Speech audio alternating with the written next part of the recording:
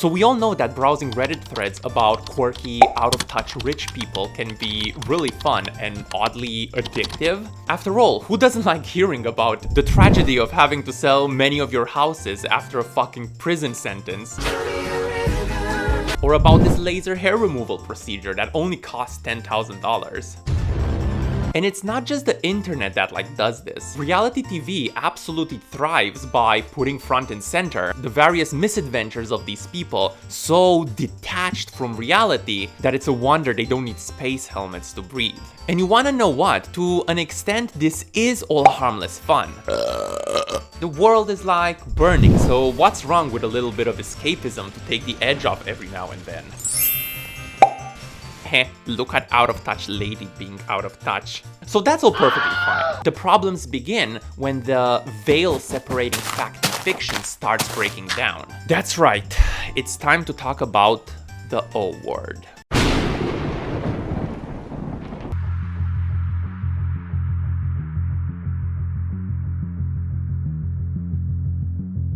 The best example here is, of course, the infamous quote from you-know-who, claiming that all it took to get him going was a $1 million small loan.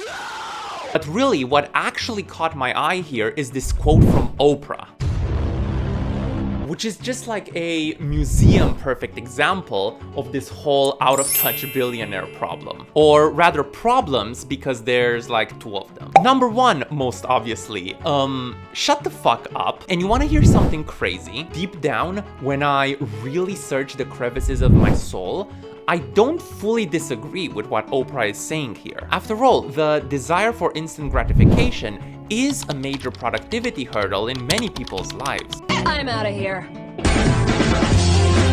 Hell, I made an entire other video on cheap distractions and procrastination. What irks me about this quote, however, is A, the signaling of young people, which is yeah, nah, it's not like the world economy was recently destroyed by a bunch of old farts' desire to take on excessive risk and play the financial markets until they broke. Nope, it's the avocados and lattes. And B, this is just such an obscene simplification of reality that it makes whatever brain cells I have left just shut up, shut up, shut up! Which brings me to the second problem.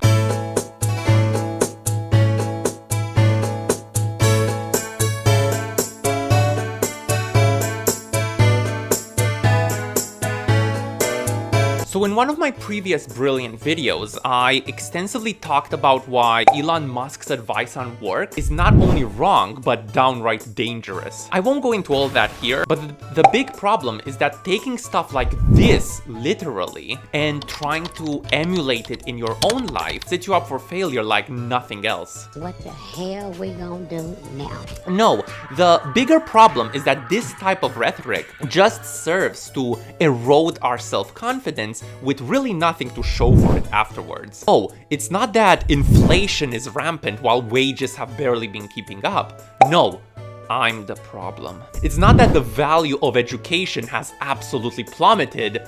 No, it's me. It's not that, yeah, we're not gonna touch that one. And again, in theory, looking inwards for growth and personal development is good and can be very healthy. Hell, that's kind of like the whole point of my channel. But there's like a right way to do it, and then there's...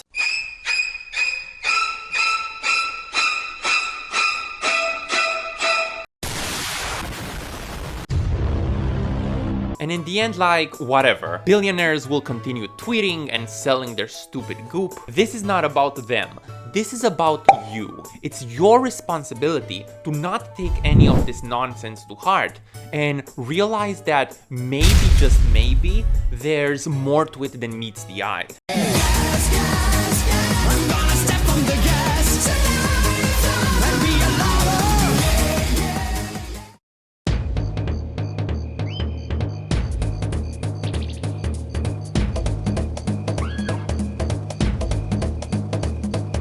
So if there's one thing worse than billionaires' tweets, it's the people who respond to some of them.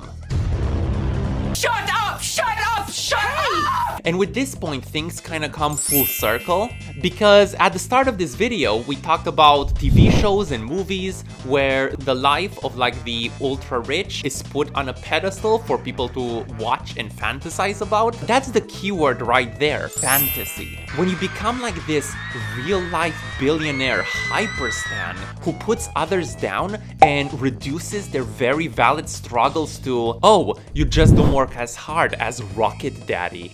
Stop it. Get some help. Or, oh, you just don't have the right mental illness. Like, what? When you do this, honestly speaking, you become part of the fucking problem. So you know, don't.